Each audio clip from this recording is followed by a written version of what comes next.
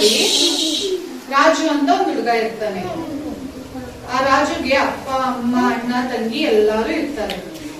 ಅವ್ರ ಅಪ್ಪ ಏನ್ ಮಾಡ್ತಿರ್ತಾರೆ ಅಂದ್ರೆ ಕಾಡ್ಗೆ ಹೋಗಿ ಮರಗಳನ್ನ ಕಟ್ಕೊಂಡ್ಬಂದಿ ಮಾಡ್ತಿರ್ತಾರೆ. ರಾಜು ಅವ್ರ ಅಪ್ಪ ಗೊತ್ತಾಯ್ತಾ? ಕೇಳಿಸ್ಕೊಳ್ಳಿ ಎಲ್ಲಾರು ಇಲ್ಲಿ. ಅವಾಗ ಹೋಗಿ ರಾಜು ಅವ್ರ ಅಪ್ಪ ಕಟ್ಕೊಂಡ್ಬರ್ತಿರ್ತಾರಲ್ಲ ಮರನ, ಅದೆಲ್ಲ ಕಟ್ಕೊಂಡ್ಬಂದಿ ರಾಜು ಅವ್ರ ಅಪ್ಪ ಮಾಡಿದ್ರೆ ಮಾತ್ರ ರಾಜುಗೆ ಅವ್ರ ಅಪ್ಪ ಅಮ್ಮಂಗೆ ಎಲ್ಲಾರ್ಗು ಊಟ ಆಗೋದು. ಅದ್ರಿಂದ ರಾಜು ಅವ್ರ ಅಪ್ಪ ದಿನಾ ಹೋಗಿ ಕಾಡ್ಗೆ ಹೋಗಿ ಮರಗಳನ್ನ ಕಟ್ಕೊಂಡ್ಬಂದಿ ಅದನ್ನ ಮಾಡ್ತಿರ್ತಾರೆ.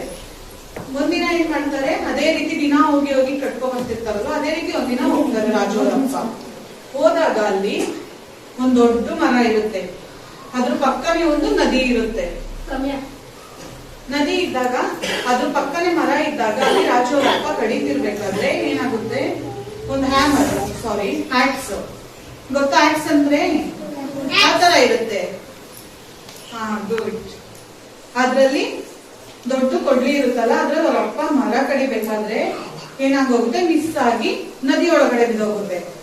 ಅವಾಗ ಜೋರಾಗಿ ಅಳ್ತಿರ್ತಾನೆ. ಯಾರು ಅಳ್ತಿರೋದು?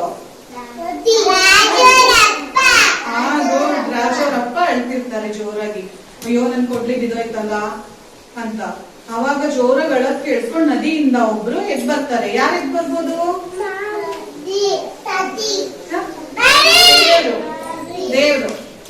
ದೇವ್ರು ಎದ್ ಬಂದಿ ಆಗ ಏನಾಯ್ತು, ಯಾಕೆ ಅಳ್ತಿದ್ಯಾ ಅಂತ ಕೇಳ್ತಾರೆ.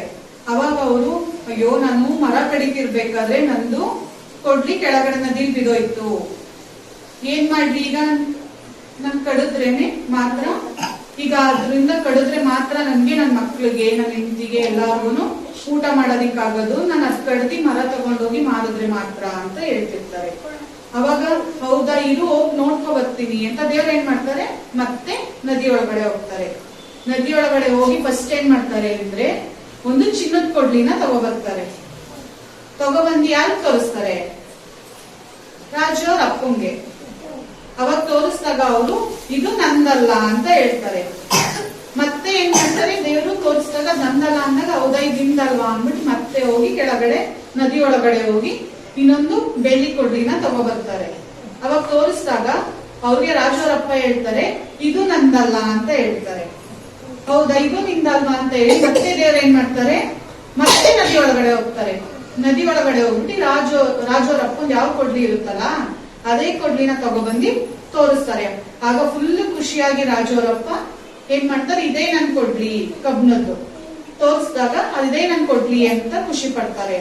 ಆಗ ದೇವ್ರು ಅವನ ಪ್ರಾಮಾಣಿಕತೆ ನೋಡ್ಬಿಟ್ಟು, ಅವನ ಗುಡ್ನೆಸ್ ನೋಡ್ಬಿಟ್ಟು, ಎಷ್ಟು ಒಳ್ಳೆ ನನ್ ಚಿನ್ನದ ಕೊಡ್ಲಿ ತೋರ್ಸಿದ್ರು ನಂದಲ್ಲ ಅಂತ ಹೇಳಿದ್ರು, ಬೆಳ್ಳಿ ಕೊಡ್ಲಿ ತೋರ್ಸಿದ್ರು ನಂದಲ್ಲ ಅಂತ ಅಂದ್ರಲ್ಲ ಅಂದ್ಬಿಟ್ಟು ಅವಾಗ ಖುಷಿ ಪಟ್ಟು ದೇವರ ಪ್ರಾಮಾಣಿಕತೆಗೆ ಏನ್ ಮಾಡ್ತಾರೆ ಅಂದ್ರೆ ಫುಲ್ ಖುಷಿ ಪಟ್ಟು 3 ಕೊಡ್ಲಿನೂ ರಾಜು ಅವ್ರ ಅಪ್ಪಂಗೆ ಕೊಡ್ತಾರೆ. ಅವಾಗ ರಾಜು ಅವ್ರ ಅಪ್ಪ ಫುಲ್ ಖುಷಿಯಾಗಿ ಮನೆಗೆ ಹೋಗ್ತಾರೆ. ಇದ್ರಿಂದ ಏನ್ ಗೊತ್ತಾಯ್ತು ನಿಮ್ಗೆ? ಏನ್ ಗೊತ್ತಾಯ್ತು? ಏನ್ ಗೊತ್ತಾಯ್ತು? ಕ್ಲೀನ್ನೆಸ್ ಅಲ್ಲ, ಕ್ಲೀನ್ನೆಸ್ ಡೈಲಿ ನಾವ್ ಹೇಳೋದು ನಿಮ್ಗೆ ಅದಲ್ಲ. ಪ್ರಾಮಾಣಿಕತೆ ಅಂದ್ರೆ ಗುಡ್ನೆಸ್ ಅಂದ್ರೆ ನಮ್ಮ ವಸ್ತು ಅಲ್ಲದೆ ಇರೋದ್ನ ನಾವು ಇಟ್ಕೋಬಾರ್ದು, ನಮ್ದಲ್ದೇ ಇರೋದ್ನ ಮುಟ್ಬಾರ್ದು. ನೀವು ಹಂಗೆ ಮಾಡ್ತೀರಾ ತಾನೆ? ಈಗ ಯಾರ್ದಾರು ಪೆನ್ಸಿಲ್ ರಬ್ಬರು ಸಿಕ್ಕುದು ಏನ್ ಮಾಡ್ತೀರಾ? ನಿಮ್ದಲ್ದೇ ಇರೋ ವಸ್ತುನ ಯಾರು ಕೊಡ್ತೀರಾ? ಯಾರು ಕೊಡ್ತೀರಾ? ಅಲ್ಲ, ಈಗ ನಿಮ್ ಫ್ರೆಂಡ್ಸ್ ಯಾರ್ದಾರು ಸಿಗುತ್ತೆ ಅಲ್ವಾ, ಅದನ್ನ ಏನ್ ಮಾಡ್ತೀರಾ ನೀವು? ಯಾರ್ದು ಅವ್ರಿಗೆ ಕೊಡ್ಬೇಕು, ನೀವೇ ತಗೊಂಡ್ ಹೋಗ್ಬಾರ್ದು ಅಲ್ವಾ?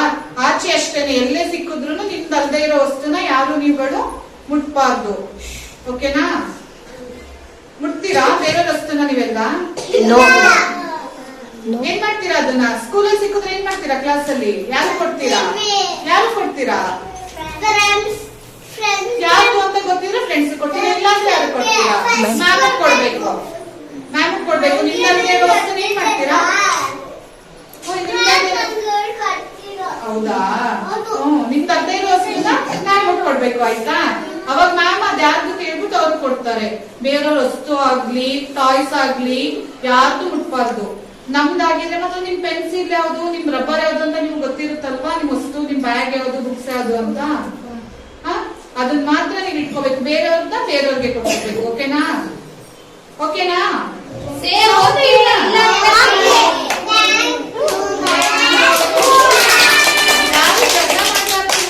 ಸ್ಕೂಲಲ್ಲಿ ಜಗಳ ಮಾಡ್ತೀರಾ ಎಲ್ಲರೂ ನೀವು? ನೀವೆಲ್ಲ ಗುಡ್ ಅಲ್ವಾ? ಹೌದಾ? ತುಂಬಾ ಗುಡ್ ಆಗಿದ್ರೆ ನೀವು ಜಗಳ ಮಾಡ್ತೀರಾ ನೀವೆಲ್ಲ?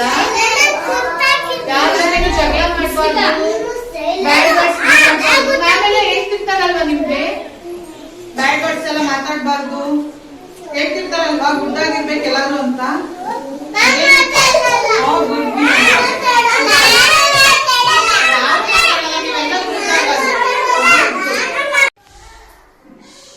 ತುಂಬಾ ಖುಷಿ ಆಯ್ತು. ಅಮ್ಮನ ಅರಿವು ಯಾವ ಸ್ಕೂಲಲ್ಲೂ ನಾನು ನೋಡಿರ್ಲಿಲ್ಲ.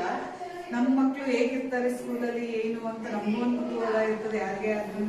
ಮನೇಲಿ ನೋಡೋದಿಕ್ಕೂ ಈಗ ಸ್ಕೂಲಲ್ಲಿ ಯಾವ ರೀತಿ ಮಕ್ಕಳು ಇರ್ತಾರೆ, ಯಾವ ರೀತಿ ಬಿಹೇವ್ ಮಾಡ್ತಾರೆ, ಮನೇಲಿ ಬಿಹೇವ್ ಮಾಡೋದೇ ಬೇರೆ, ಸ್ಕೂಲಲ್ಲಿ ಬಿಹೇವ್ ಮಾಡೋದೇ ಮಕ್ಕಳು ಬೇರೆ. ಅದನ್ನೆಲ್ಲ ನೋಡಿ ತುಂಬಾ ಖುಷಿ ಆಯ್ತು. ಹಾಗೆ ಅಮ್ಮನ ಅರಿವು ಅನ್ನೋದು ಒಂದು ಕಾನ್ಸೆಪ್ಟ್ ನನಗೆ ತುಂಬಾ ಇಷ್ಟ ಆಯ್ತು. ಇದೇ ರೀತಿ ಒಳ್ಳೊಳ್ಳೆ ಕಾನ್ಸೆಪ್ಟ್ಗಳು ಎಲ್ಲ ಇರಲಿ ಅಂತ ಖುಷಿ. Thank you.